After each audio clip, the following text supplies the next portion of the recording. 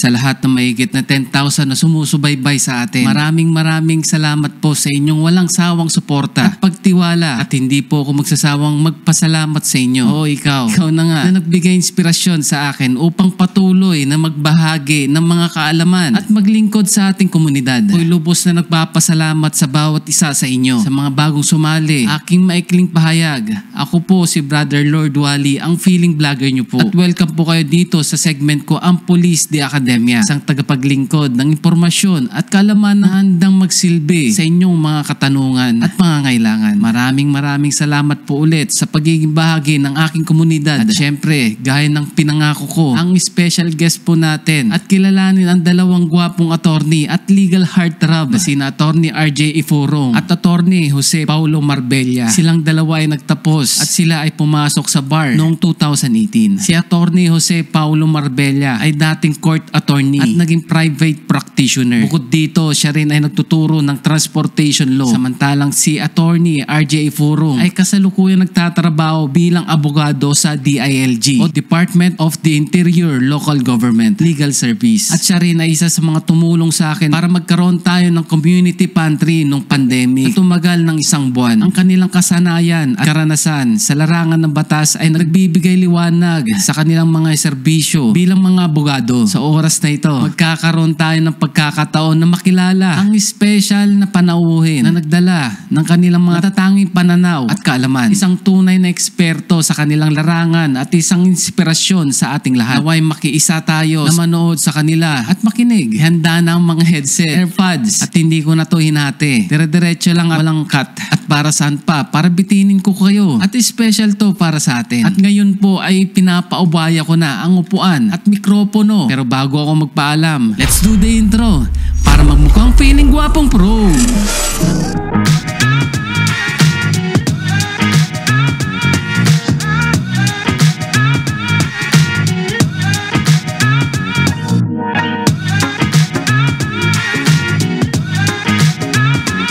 Magandang gabi mga feeling. Ako nga po pala si Attorney RJ Ifurong at kasama ko ngayon Ako si Attorney Paulo Marbella. Classmate ko siya. Kami ni Paulo Marbella ay magkasama na nag-aral sa San Beda University sa Manila at kami ay naging abogado ng taong 2018. Currently ako ay isang lawyer sa DILG o sa Department of the Interior and Local Government. Ako naman, kaka-resign ko lang sa Port of Tax Appeals. Ngayon, private practice ako. Ngayong gabi ay pag-uusapan namin o aming i-discuss ang batas tungkol sa adultery at sa concubinage. Ayon sa ating batas, ang adultery ay isang krimen kung saan ang nagkasala dito ay isang babae na kasal. Ang kanyang kasal ay dapat legal at hindi kasama dito ang mga setup kung saan sila ay magka-live-in lamang ng kanyang kinakasama. Sa concubinage naman, baliktad. Ito ay kasalanan naman nung lalaki. So, dapat kasal din yung lalaki. Tapos yung lalaki ay dapat nahuli siya sexual relationship sa isang babaeng hindi niya asawa. Meron pa itong mga circumstance na i-discuss natin mamaya. Babalik tayo sa krimen ng adultery. Ang adultery, gaya ng aking nasabi, ay isang krimen kung saan dalawa lagi ang nagkasala. Ito ay ang babaeng may asawa at ang kanyang kalaguyo o yung tinatawag na kabi. Ang isang kaso ng adultery ay maifa-file lamang kung ang parehas na individual, legal na asawa at ang kanyang kalaguyo ay pa-filean ng kaso. Parehas lang. Yes, totoo lang, parehas lang. Pero pinakaiba sa concubinage, mas madami tong circumstances. Kung dito sa adultery, kailangan lang mahuli mo yung asawa mo na kasi may karelasyon na ibang lalaki. Sa concubinage naman, dapat yung lalaki, dapat mahuli mong yung kasama niya yung kalaguyo niya na may sexual relationship sila, scandalous na manner. O kaya yung kalaguyo niya, tinitira niya sa conjugal dwelling sa bahay niyo or nagko-cohabit sila sa ibang bahay. Meaning, binahay niya yung kabit niya. At sabihin natin din yun, mahuli siya and meron siya binabahay na ibang babae na alam natin na may relationship sila. Counted siya sa concubinage. At gaya rin ng sa concubinage, ang adultery at ang concubinage hindi isang excuse o depensa ng kalaguyo ng mga asawa nila na sabihin na hindi nila alam na ang kanila palang karelasyon ay kasal na o may asawa na. Pwede nila itong maging defense pagdating na sa mismong trial ng kanilang kaso. Sa panahong to ay kami naman ay tatanggap na ng mga katanungan na sa aming mga ka-feeling. Dapat may mga questions sa tayo. Basta ako, sige po. Alam niyo, mag-concubinage sa'yo lahat na adultery. Ano ka na rin? Type mo na rin question. Gusto mong extra?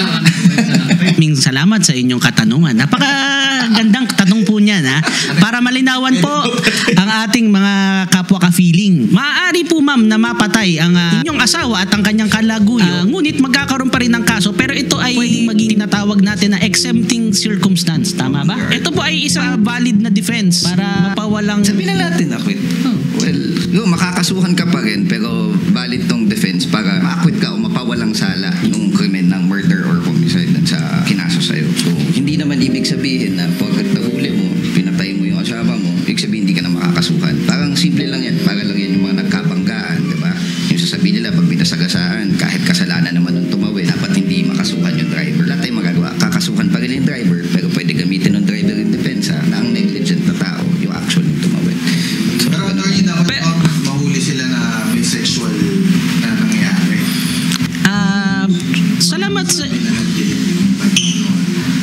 Salamat sa iyong tanong, ka-feeling. Technically, yes. Kasi maaari mo namang mapatunayan ang iyong asawang babae ay adulterous dahil sa mga ibang ebidensyang pwedeng mapatunayan. Pero pag ang pinag-uusapan natin ay yung tungkol dun sa pagpatay, dapat nahuli mo talaga sila na nasa akto. At gusto naming linawin na at ito ay nag-a-apply lamang kung kayo ay kasal. Hindi dito counted o hindi dito pwede kung kayo ay mag-live-in lamang. At hindi rin pwede pagkatapos mo silang mahuli ay tsaka ka palang uuwi sa inyong bahay para kunin ang mga armas mo o kung ano mang gusto mong gamiting na gamit para sila ay patayin na maaaring maging defense ang sinasabing pandidilim ng ano nga yung tawag doon sa pero in that case kung di mo napatay ng hindi sakaling pinuntahan ka, kumuha ka ng baril, pinalikan mo, pwede mo pa rin naman gamitin to a certain extent yung defense ng passion and obfuscation. Yes. Kung nandun ka pa rin sa may range ng emosyon mo na yun, pero hindi ka na mapapawalang sala nung krimen na kinaso sa'yo, mabababawan lang yung penalty mo. Yes. So, mitigating circumstance yung passion and obfuscation. Tama. Ito, dapat lagi mo silang mahuhuling In the act. Pero meron tayong mga opinion ng ilang mga justice, sa mga opinion sila na sabi nga isang justice, hihintayin mo pa ba mangyari yung ayaw mo mangyari bago ka gumalaw. So yun, hanggang ngayon, debatable pa rin siya. Pero dapat, for me, kung mukha namang yun na yung mangyayari, ba't mo pa hihintayin, diba? Kumbaga, ito ay isa sa mga sitwasyon na yes, na debatable pa at nakadepende ito sa mismong trial na ng kaso kung paano ninyo mapapatunayan o kung paano rin ma-appreciate ng mga judge yung inyong ipipresenta na ebidensya during the trial. Yun. Question po? Yes. Sa tubig araw. Yung sexual misconduct po ba, nakaka-apekto ng custody? Kunwari, nahuli mo na may sexual misconduct yung asawa mo. Tapos kayo, apart na. Pwede may chance ba makuha mo yung custody sa bangka? Or ibang kaso? Hindi, kung yung tanong kasi is if makaka-apekto kung hiwalay naman na kayo, tapos let's say nasa asawa mo yung anak, tapos bakit ba meron siyang nakikipag-sex sa ibang tao, hindi naman siya, let's say, circumstance na pwede tanggalin sa yung bata basta-basta. Kasi ang importante, kung pinag-uusapan natin yung custody ng bata, as long as kaya niyang alagaan, kaya niya i-financially support, wala naman reason yung court tanggalin sa'yo. Unless sabihin natin yung sexual misconduct na yun, nakikita ng bata, kaya mo patunayan na nakaka-affect siya dun sa psychologically dun sa bata, nakaka-affect siya emotionally, na pwede maging mga circumstances para tanggalin dun sa custody ng let's say, nung parent or guardian yung bata. Pero in itself, sasabihin natin, porket nagka-boyfriend ngayon yung hiwalay na kayo, tapos porket nagka-boyfriend lang tong isa dun sa dating mag-asawa, tapos sa kanya anak, hindi naman yun grounds basta-basta para lang tanggalin ka ng custody ng bata.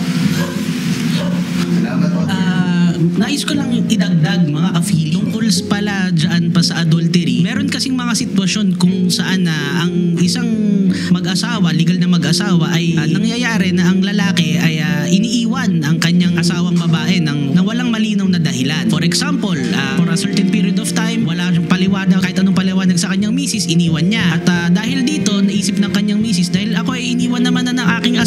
siguro pwede na akong magkaroon ng bagong kinakasama. Nung nalaman ito ng kanyang asawa, siya ngayon ay kinasuhan ng adultery. Hindi ngayon ang pag-iwan sa kanyang asawa lalaki ay hindi valid na defense para pawalang sala ang babae na nagkaroon ng bagong kinakasama. Ngunit pwede nitong mapababa o mamitigate ang penalty na pwedeng maipataw sa kanya. Kaya yun lamang, para lang malinaw din tayo na hindi porke ang isang babae na may asawa ay iniwan ng kanyang asawang lalaki ay pwede nang magkaroon ng bagong partner.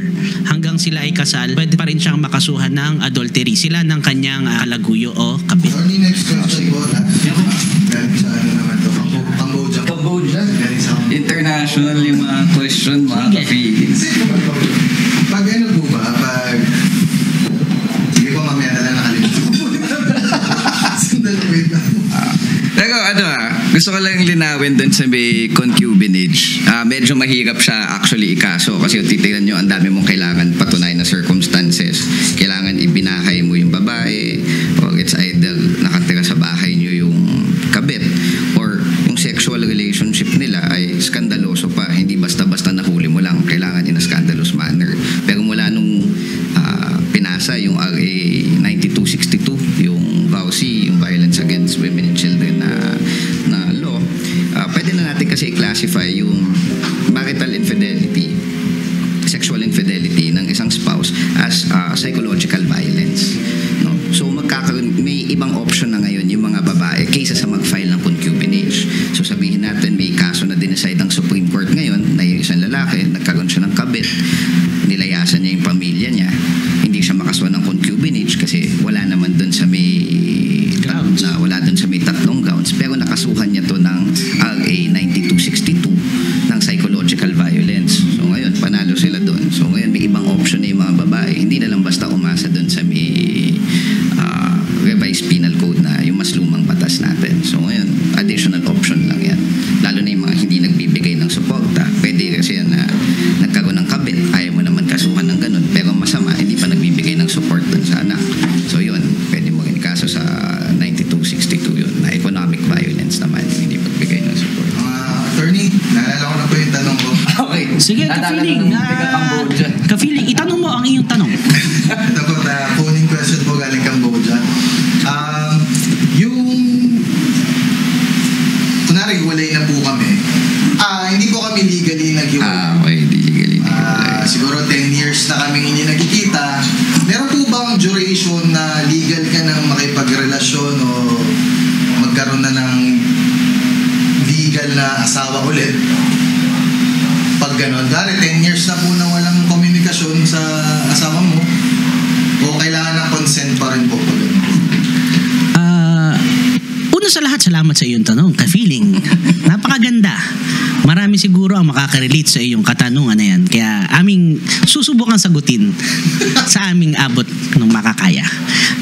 Short answer po sa iyong tanong, diretsyon, ay no, hindi pwede. Dahil kayo ay kasal legally, hindi ka pwedeng makipagrelasyon sa kahit kanino, kahit na hindi mo na siya, wala na kayong komunikasyon. Although, syempre, in reality, nangyayari yan. So, kung magbabase tayo sa ating batas, yan ay hindi talaga pwede sa batas kahit ilang years pa na wala kayong komunikasyon, unless meron tayong mga grounds na sinasabi kung saan na parang siya ay naging absent na, pwede mo siyang ideklarang absent, patay, kung mapapatunayan mo. Pero mahirap. Pero short answer dun sa iyong tanong, hindi pwede kahit na lumipas na ang napakatagal na panahon. At lalong-lalong hindi pwede yung tinanong mo kung papayag siya na sige makipagrelasyon ka na. Lalong hindi yun pwede dahil kayo ay kasal. So, yun. Sana po nalinawan tayo dyan, mga ka-feeling. Pero ito yun pag nag-consent siya, tapos binangyari sa'yo nung ibang, let's say, ibang party, magpababae, mapalalaki, di ka naman niya pwede kasuhan ngayon ng concubinage or adultery. Kasi ibig sabihin, may consent niya. So, wala siya actually nilabag dito. Iba to, ibahin niyo to sa bigamy. Iba naman yung pag nagpakasal siya. Yun, kahit walang magalit, pwede ka pa rin kasuhan ng kahit sino kasi actually violation mo against the state kasi nag-contract ka ng dalawang kasal na may valid na kasal na existing. So, kunwari, attorney, follow-up lang question. Salamat sa kaalaman po. Ang dami po namin natutunan dito. So, yun nga po, sabi nyo nga, attorney, na pag hindi pwede,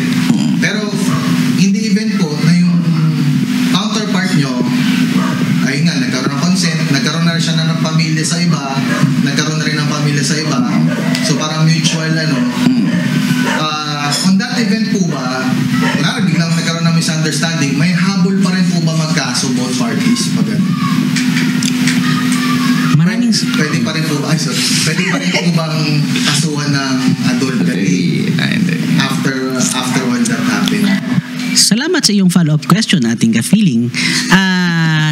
Gaya ng ipinaliwanag ng aking kasama na si Attorney Paulo, dahil alam naman nila parehas ang kanilang sitwasyon, hindi na sila maaaring mag-file ng kaso ng adultery o concubinage.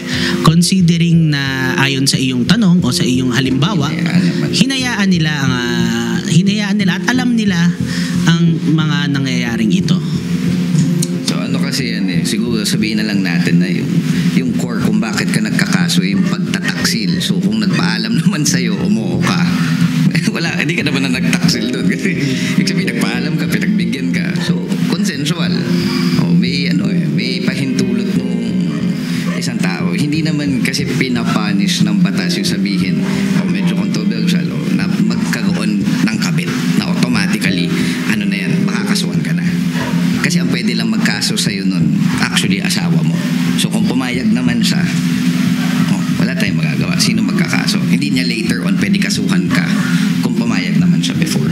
Kasi, in addition dyan sa sinabi ng aking kasama, while in reality, maaari talagang mangyari na hindi na kayo magkakasuhan, ngunit syempre dahil yun ang nakalagay sa ating batas na pagka nagtaksil ka, pwede ka makasuhan. So maaari na yung pag-file ng kaso ay talagang ma-file.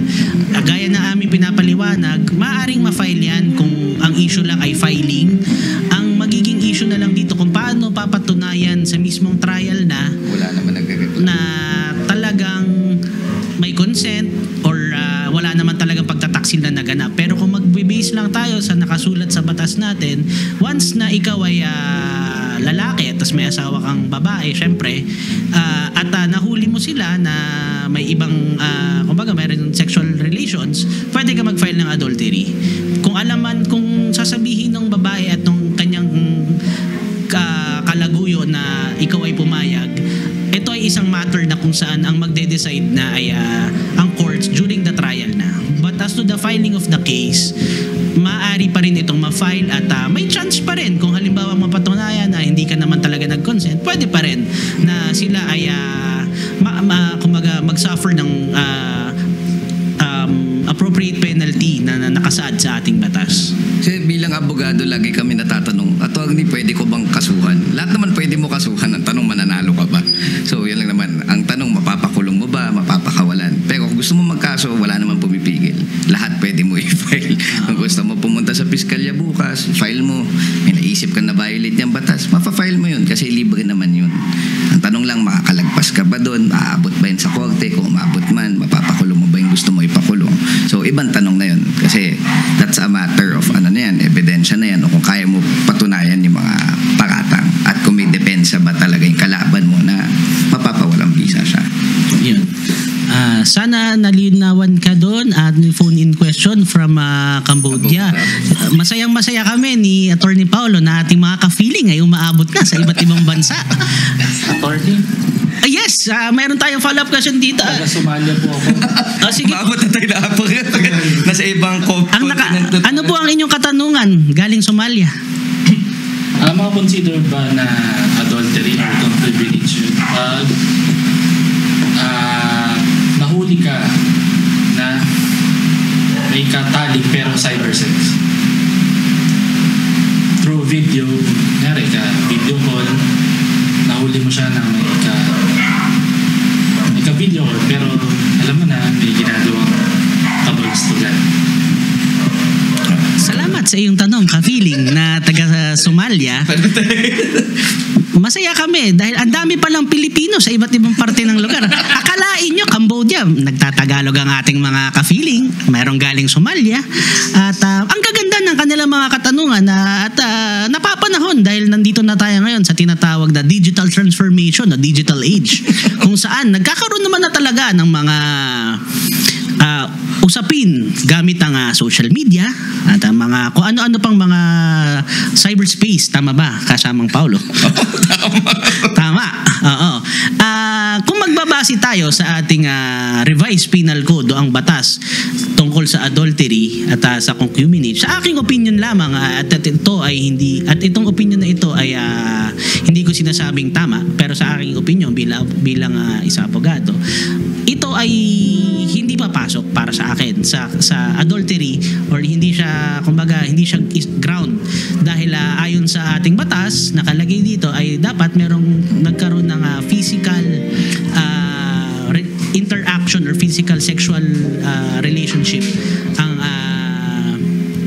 ang lalaki o ang babae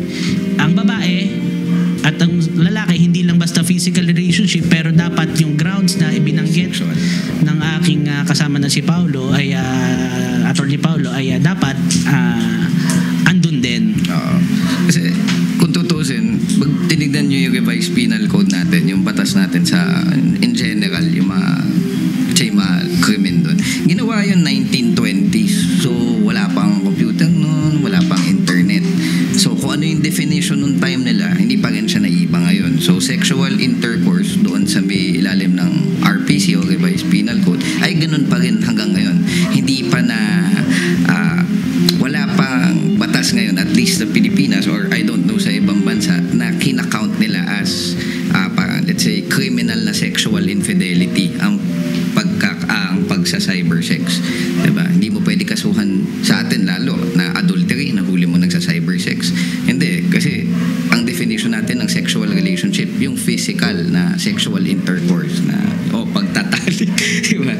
Yun pa din siya hanggang ngayon. So dun sa tanong na yun, wala pa din, pero yun nga, pwede pumasok yun sa RA 9262 kasi kung yun ay nakaka-apekto dun sa may mental state or psychology ng babae or anak nyo, na dahil yung tatay nila ay nakikipag cyber sex relation sa ibang mga tao, well, pwede pa rin yun kasuhan doon. So sinasabi ko, mas wide tong batas na to. So yung mga hindi magfo-fall in doon sa traditional na konsepto natin ng adultery or concubinage, pwede lumusot dito sa RA 9262. Pero dapat ikaw yung babae kasi hindi nag-a-apply yung 9262 sa lalaki in general. Diba? Dagdag ko lang dun sa sinabi ni Attorney Paulo, no? Yun nga, considering na ang concubinage ay isang krimen kung saan ang lalaki ay magkakaroon ng sexual intercourse o sexual relationship with another person, another woman, kailangan ito, or ang babae ay kanyang ibinahay sa kanilang dwelling, or nagkaroon ng cohabitation, nagkaroon sila ng ibang bahay. Pagdating dun sa cybersex, makikita natin, kung sa aking opinion lamang, para imposible na pumasok ito under concubinage, dahil hindi mo naman maibabahay ang isang babae na nakikita mo lamang sa isang computer screen o sa inyong cellphone. Yun lamang. Yun, pwede pa pala. Welcome. Sa mga LGBT, pasok din sa adultery. Pagdating naman sa LGBT community, alam ko ito ay medyo sensitive na topic sa panahon to. Feeling natin na sa ating mga ka-feeling na member na LGBTQ+. Pasensya na kung kami ay may nakaligtaan. Ang aming masasabi ay, una po ay hindi po, kasi po isa po talagang unang-unang element para po masabing pwede kang ikaw ay nagkasala na adultery, ay dapat po ikaw ay nasa isang valid marriage. At considering po na sa ating bansang Pilipinas ay hindi pa naman po legal ang magpakasal ang dalawang lalaki o ang dalawang babae, hindi pa po papasok or hindi pa po covered. Although sa mga darating po na panahon, hindi po natin alam, baka po may mga malegalize tayo na mga bagong batas, and then that's the time po na siguro ma-address po ang issue po pagdating po sa ganyan po, mga ka-feeling. Salamat, Attorney. Attorney, may question po galing. Anonymous lang. Ay, sorry. Ang daming tanong ni... May tanong po galing Kyrgyzstan. Yeah. Yeah. Kunyari may expiration ba ang pagpa-file? Kunyari nahuli mo sila matagal na. Tapos naisipan mo, mag-file after mga 5 years, pwede pa ba? Ganun. Oo nga, 3 years. Kunyari nahuli mo, matagal na, tapos pwede pa bang mag-file? Kunyari kahit gano'n matagal. Well, kung nahuli mo naman na, tapos hindi ka nag-file kasi, lahat naman ng krimen may prescription period. So, it will depend dun sa may, let's say, dun sa may penalty ng crime. So, lahat ng crime na, na-prescribe siya. Pag hindi siya na, Pero gusto ko lang idagdag sa inyong katanungan, Ma'am Ka-feeling. Thank you sa inyong tanong. Maaari naman na hindi ka kagad makapag-file ng kaso na lalo na ang concubinage or adultery pagdating sa mga babae na nagtataksil sa kanilang asawang lalaki, dahil syempre naiintindihan naman natin na kadalasan ay kailangan muna natin magluksa sa pagtataksil na ating naramdaman. Kailangan muna nating maghilom ang sugat sa puso ng mga nagmamahal na mga lalaki sa kanilang mga asawa, mga ka-feeling. At that's the only time, syempre, after a few months, a few years, kung saan sila ay talagang totally nakapag-move on na at handa ng harapin ulit ang kanilang asawa para ma-file ng dapat na i-file na kaso. So, nakadepende na lamang po ito dun sa prescriptive period na tinatawag po natin kung papasok pa ang pag-file po ng kaso. kaya wag nyo patawagin kasi actually isa sa mga defense ito kasi ito yung matetawag natin na private crimes. Yes. So actually committed mo lang siya doon sa may spouse mo, doon sa may asawa mo. So kung napatawad mo siya after mo siya mahuli, hindi mo na siya pwede kasuhan pagkatapos kasi pinatawad mo na siya. Kaya wag mo papatawagin. Kailangan galit ka lang. Kung halimbawa, Galit ka lang hanggat di ka pa nakakapag-isip. Galit ka lang, kumain kayo ng breakfast, kain kayo bukas ng lunch, mamaya masaya kayo, wag mo lang patawagin. Kasi pag pinatawad mo na, tapos naisipan, kasuhan ko na kaya, pwede niya ngayon depensa, napatawad na niya ako eh.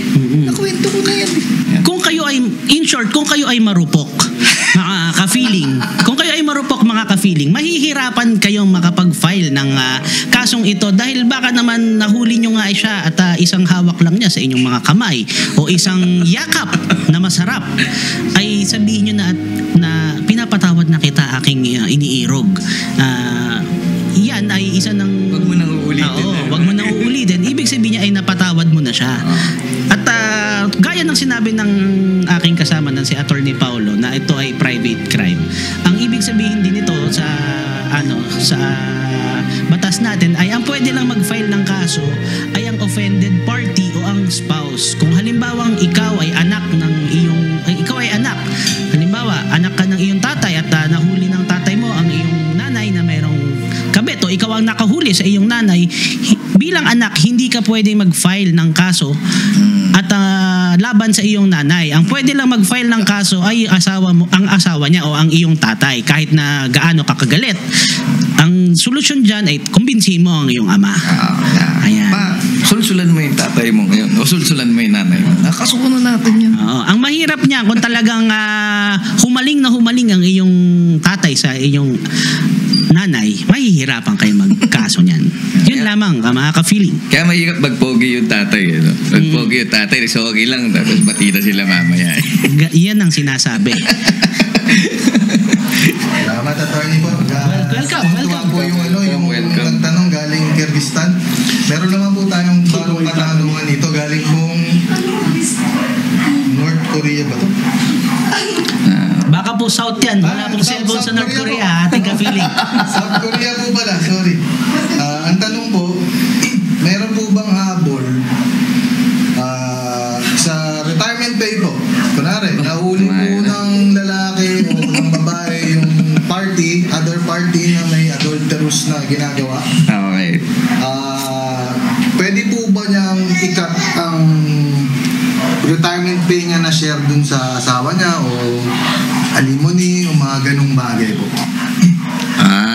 Siguro naiintindihan ko yung sabi mo. Sabihin natin, pwede mo bang hindi na suportahan yung tao na huli mo? Well, kasi hanggat hindi pa kasi siya na prove, diba? Para sa mata ng batas, required ka pa rin naman magbigay ng support. Pero yung sinasabi mo ngayon, kasi itong mga grounds na to, these are also grounds for legal separation. Sabihin natin yung sexual infidelity, di ba? So, ang mangyayari dyan, bagay ko yung napatunayan na nagkasala, yung taong nasa tama, pwede niya talagang hindi nabigyan ng suporta yung nagkamali na spouse. Pwede na rin niya yun, hindi pamanahan. So, yun na yung mga bagay na yun. So, kung yung sasabi mo parang may habol pa ba siya, sabihin natin in a klase ng survivorship. Katulad minsan dito, may mga employee na pag nag-retire, hanggat buhay, kahit namatay na siya, hanggat buhay pa yung asawa niya, ganyan-ganyan, napupunta sa kanya yung pension. Diba? Para may mga ganyan kasi na set up. Pero let's say, bago nangyari nun, na-entitled siya sa mga benefits na to, oras na magkaso to isang lalaki, let's say, naging legally separated kayo, napatunayan ang nagkasala yung isang spouse, siya yung dahilan kung bakit nagkahiwalay yung mag-asawa. Well, may right na hindi bigyan yun ng support. Hindi kasama yung anak yung asawa lang na yun. Kasi bilang mag-asawa, meron kayong obligasyon na isupport yung isa't isa.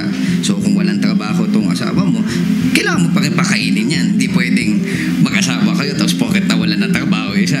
Pwede mo na papakainin yung asawa mo. So ano yan, it's a mutual obligation. Pero pag dumating tayo kasi sa mga ganitong point na may nagkaroon ng ganyang problema, madami naman yan circumstances sa family code. So pag ganyan, nagkahiwalay kayo, napatunayan yung isang spouse yung may sala sa pagkakahiwalay, of course, pwede na siyang mawalan ng right doon sa may supportang yun under certain circumstances, diba? Sige po, attorney. Welcome, ka-feeling. Tanong. Tama?